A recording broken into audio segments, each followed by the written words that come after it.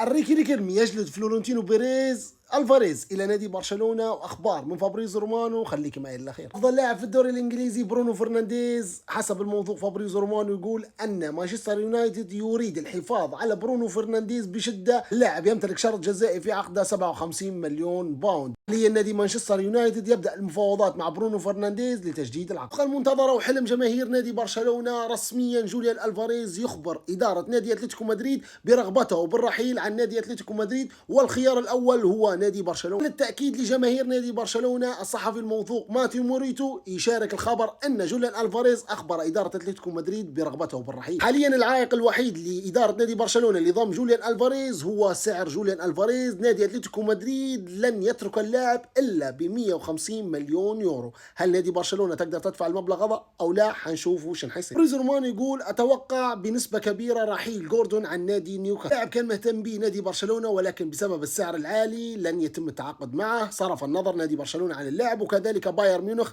يريد التعاقد مع اللاعب، كذلك يرى انه سعره غالي للغايه. حاليا اداره الارسنال تقدر اللاعب كثيرا. الى الان لا توجد وجهه معينه للاعب جوردون في حال رحيله. باريس سان جيرمان مهتم بالتعاقد مع اللاعب ديوماندي، وفي حال تعاقد مع نادي باريس سان جيرمان باركولا حيكون خارج اسوار نادي باريس سان جيرمان. هو اللاعب المهتمين به نادي ليفربول في حال فشل صفقه ديوماندي. حتى نادي ليفربول مهتمين باللاعب ديوماندي. اللاعب باركولا حيكون لاعب لنادي ليفربول في حال تعاقد نادي باريس سان جيرمان مع ديوماندي، لان نادي ليفربول مهتمين باللاعب باركولا منذ العام الماضي. لايبزيج ما زال مهتم باللاعب ويبي يجدد له عقده، لكن اللاعب يفكر بالرحيل، ونادي لايبزيج حيطلب 100 مليون يورو في حال قرر اللاعب الرحيل رسميا عن النادي. عاجل ورسميا اخبار مفرحه لجماهير نادي ليفربول. حسب صحيفه سكاي سبورت تقول ان اليسون مستمر مع نادي ليفربول الموسم القادم. فكره انه هو حينتقل لنادي اليوفي الايطالي ما صارش منها. مورينيو مصر على اداره نادي ريال مدريد التعاقد مع اليساندرو باستوني، واللاعب يقدره مورينيو كثيرا